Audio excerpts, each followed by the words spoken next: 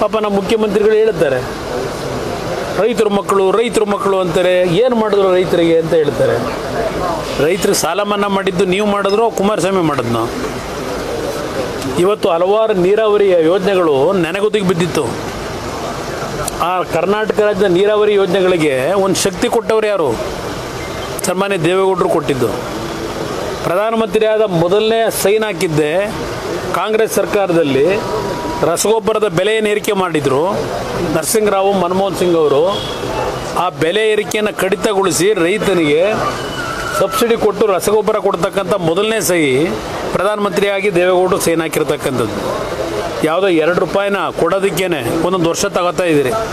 ಪ್ರೋತ್ಸಾಹಧನ ನಾನೇ ಕೊಟ್ಟಿದ್ದು. ಈ ಪ್ರೋತ್ಸಾಹಧನದ ಚಿಂತನೆಯನ್ನು ಮಾಡಿದ್ದು ಯಡಿಯೂರಪ್ಪನವರು ಮುಖ್ಯಮಂತ್ರಿಗಳಾದಾಗ 2 ರೂಪಾಯಿ ಕೊಡ್ತಕ್ಕಂಥ ಒಂದು ವ್ಯವಸ್ಥೆ ತಂದಿದ್ದರು ಹಾಲು ಉತ್ಪಾದಕರಿಗೆ. ಅದು 5 ರೂಪಾಯಿಗೆ ಹೋಗಿತ್ತು. ನಾನು ಮುಖ್ಯಮಂತ್ರಿ ಆದಾಗ 2ನೇ ಬಾರಿ 6 ರೂಪಾಯಿ ಮಾಡಬೇಕು ಅಂತ ಹೋದೆ. 6 ರೂಪಾಯಿಗೆ ನಾನು ತೀರ್ಮಾನ ತಗೊಂಡಿದ್ದನ್ನು ಇಂಪ್ಲಿಮೆಂಟ್ ಮಾಡದೆ ಸರ್ಕಾರ ತೆಗೀಲಿಕ್ಕೆ ಕಾರಣ ಯಾರು? ಇವರಿಂದ ಹೇಳಿಸ್ಕೋಬೇಕಾ ರೈತರಿಗೆ ಏನು ಮಾಡಬೇಕು ಅಂತೇಳಿ? ಇವ್ರು ಏನೇನು ಮಾಡೋರು ನೋಡಿಲ್ವಾ ರೈತರಿಗೆ? ಮೈಸೂರಲ್ಲೇ ನೋಡ್ತಾ ಇಲ್ವಾ ಈಗ? ಮೈಸೂರಿನಲ್ಲೇ ಇದು ಒಂದು ಪ್ರಕರಣ ಇರಲಿ.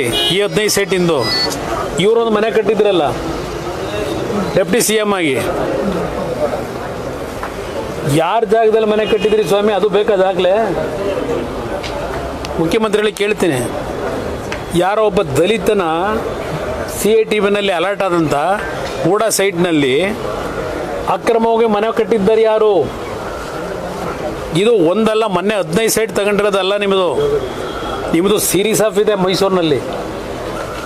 ಪಾಪ ಯಾರೋ ದಲಿತನಿಗೆ ಹ್ಯಾಂಡಿಕ್ಯಾಪ್ಡ್ ಅವನು 24,000 ರೂಪಾಯಿ ದುಡ್ಡು ತಗೊಂಡು ಕಟ್ಟಿಸ್ಕೊಂಡು ಮೂಡಾದಲ್ಲಿ ಆ ಸೈಟ್ ಅಲಾಟ್ ಮಾಡಿದರೆ ಆ ಒಬ್ಬ ಹ್ಯಾಂಡಿಕ್ಯಾಪ್ಡ್ಗೆ ಆ ಜಾಗದಲ್ಲಿ ಯಾವುದೋ ಸುಳ್ಳು ದಾಖಲೆ ಸೃಷ್ಟಿ ಮಾಡಿ ಸಾಕಮ್ಮನ ಹೆಸರಲ್ಲಿ 10,000 ಸ್ಕ್ವೇರ್ ಫೀಟ್ನ ಸಾಕಮ್ಮನಿಂದ ತಗೊಂಡು ಮನೆ ಕಟ್ಟು ಆಮೇಲೆ ಪಾಪ ಅವ್ನು ಯಾರೋ ಬಂದು ನೋಡಿದ್ದೀನಪ್ಪ ನನ್ನ ಸೈಟಲ್ಲಿ ಯಾರೋ ಮನೆ ಕಟ್ಬಿಟ್ಟವ್ರಲ್ಲ ಅಂತೇಳಿ ನಡೀತಲ್ಲ. ಜನ ಮರ್ತಿರ್ಬೋದು. ಕುಮಾರಸ್ವಾಮಿ ಈಗಲೂ ಡಾಕ್ಯುಮೆಂಟ್ ಇದೆ ನಂದು. ಅದೆಂಥದ್ದು ತೆರೆದು ಪುಸ್ತಕ ಪದೇ ಹೇಳ್ತಾರೆ.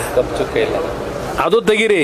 ಯಾರಿಗೆ ಸೇಲ್ ಮಾಡಿದ್ರೆ ಆಮೇಲೆ ಏನೇನಾಯ್ತದು ಸಮಯ ಆಗ ಪಂಚಾಯತಿಗಳು ಮಾಡ್ಕೊಂಡ್ರಲ್ಲ, ಮಾರಿದ್ಯಾರಿಗದನ್ನ? ಇನ್ನೂ ಯಾರ ಕೈಲಿದೆ ಅದು? ಸುಮ್ಮನೆ ಹೆಸರಿಗೆ ಮಾರಾಟ ತೋರಿಸ್ಕೊಂಡವ್ರೆ. ಅದು ತೆಗೆದ್ರೆ ಅದು ಇನ್ನೊಂದು ದೊಡ್ಡ